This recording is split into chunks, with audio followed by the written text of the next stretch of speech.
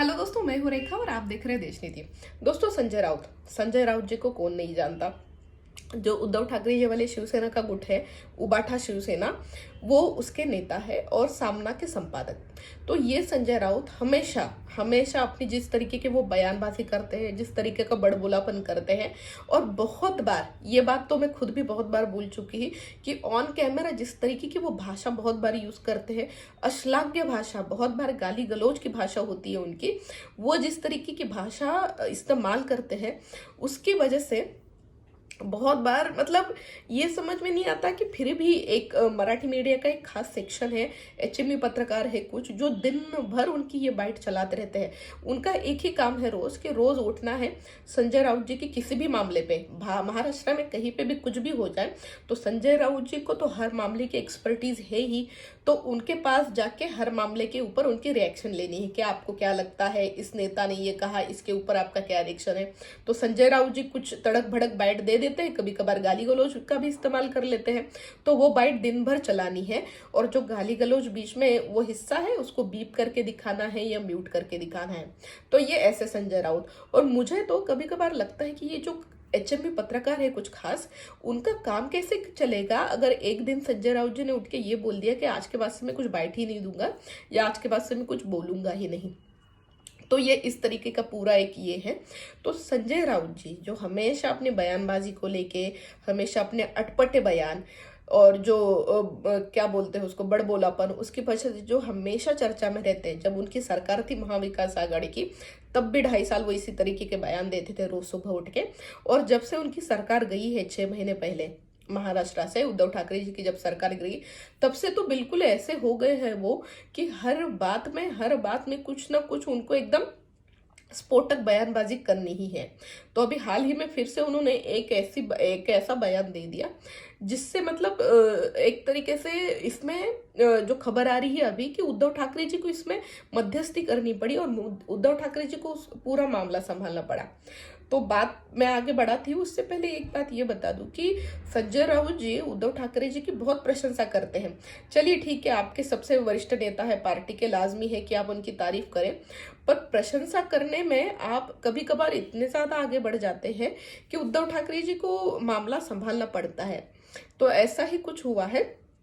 अभी हाल ही में एक खबर चली थी बीच में कि जो कोरोना का समय था 2020 का पूरा साल, 2021 का, तो जब कोरोना आया भारत में उसके बाद जो भी ये 2.5 साल उस समय महाविकास आघाड़ी की सरकार थी, उस समय में जो भी निर्णय लिए गए थे, तो ये जो शिंदे फडणवीस सरकार है उससे उसकी फिर से जांच करेगी। तो इस मामले में कुछ पत्रकारों ने संजय राउत जी से पूछा कि इस पे आपका क्या रिएक्शन है या क्या बाइट है आपकी। तो संजय राउत जी ने कहा कि देखिए, उस समय जितने भी निर्णय हुए हैं, जो भी निर्णय लिए गए हैं, वो पूरी पारदर्शिता के साथ हुए हैं और उद्धव ठाकरे जी थे, इसलिए हम पूरी परिस्थिति संभाल पाए। तो फिर से उन्होंने एक बार अपने सर्वोच्च नेता की प्रशंसा तो कर दी, पर ये प्रशंसा करते करते वो आगे इस कदर बढ़ गए कि उस समय जो कोरोना का समय था, जब कोरोना एकदम अर्ली स्टेज पे था, नया नया आया था भारत में, किसी को कुछ पता नहीं था कि इसकी ट्रीटमेंट क्या होती है, इसको किस तरीके से मैनेज करना है, भारत भर में ही स्थिति थी ये। तो उस समय पूरे जो बात वो कर रहे थे महाराष्ट्र और मुंबई के कंटेक्स में थी कि पूरे डॉक्टर्स और नर्सेस भाग खड़े हो रहे थे अपनी जिम्मेदारी से, पर उद्धव ठाकरे जी थे इसलिए हम पूरी परिस्थिति को मैनेज कर पाए। अब उनके इस वाक्य के बाद मतलब जिस तरीके का एक पूरा बवाल मचा, और उनको ये भी नहीं समझ में आया कि अपने सर्वोच्च नेता की प्रशंसा करते करते वो जो डॉक्टर्स और नर्सेस है और जिस तरीके का उनका काम होता है, एक पवित्र काम, उसका वो मजाक उड़ा के चले गए। तो इस बाइट के बाद जो पूरा एक बवाल मचा और पूरे मतलब सोशल मीडिया पे भी उन पे काफी टीका टिप्पणी होने लगी। और अब ये खबर आ रही है महाराष्ट्र से कि ये जो डॉक्टर्स और नर्सेस के जो एसोसिएशन होते हैं, संगठनाएं होती है खासकर डॉक्टर्स की, वो उनके संजय राउत के इस बयान से काफी ज्यादा नाराज है और उन्होंने एक तरीके से ये जो शिवसेना का जो गुट है उसके जो वरिष्ठ नेतृत्व है उद्धव ठाकरे जी, उनसे बात की है। अब उद्धव ठाकरे जी को इनसे बात करनी पड़ी, यहाँ पे ये भी बात समझ लीजिए, मैंने थोड़ा सा गलत बोल दिया। उद्धव ठाकरे जी को उनसे बात करनी पड़ी क्योंकि ये उद्धव ठाकरे जी को सामने आना पड़ा और परिस्थिति पूरी हैंडल करनी पड़ी। तो अब आते फिर से जो संजय राउत जी ने बयान दिया था उसके ऊपर, उन्होंने कहा कि कोरोना के समय में उद्धव ठाकरे जी की वजह से हम परिस्थिति संभाल पाए और डॉक्टर्स और नर्सेस तो अपनी जिम्मेदारियों से भाग रही थी। तो चलिए थोड़ा सा इस बात का विश्लेषण कर लेते हैं।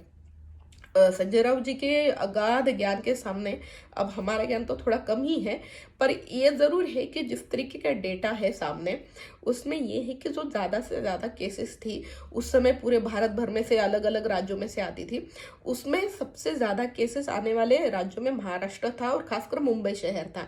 अब चलिए उसके बहुत सारे कारण है। मुंबई की एक तो आबादी इतनी ज्यादा है और मुंबई में जो कोरोना का शुरुआती दौर था उसमें जिस तरीके से इंटरनेशनल फ्लाइट्स आती है, अलग अलग डिफरेंट कंट्रीज से लोग आते हैं, तो ये शुरुआती दौर में उसकी वजह से भी केसेस बहुत बढ़ गए थे मुंबई में और उसके बाद भी बहुत केसेस रोज के आते थे मुंबई से, महाराष्ट्र से। तो उस समय ये स्थिति थी। डॉक्टर्स और नर्सेस ने बेशक अपना काम बहुत अच्छे से किया, जिस तरीके से किया, पर ये मानना पड़ेगा कि उस समय केसेस बहुत आ रहे थे मुंबई से। और संजय राउत जी का क्या कहना था कि उद्धव ठाकरे जी की वजह से हम सारी परिस्थिति संभाल पाए, ना कि डॉक्टर्स और नर्सेस की वजह से।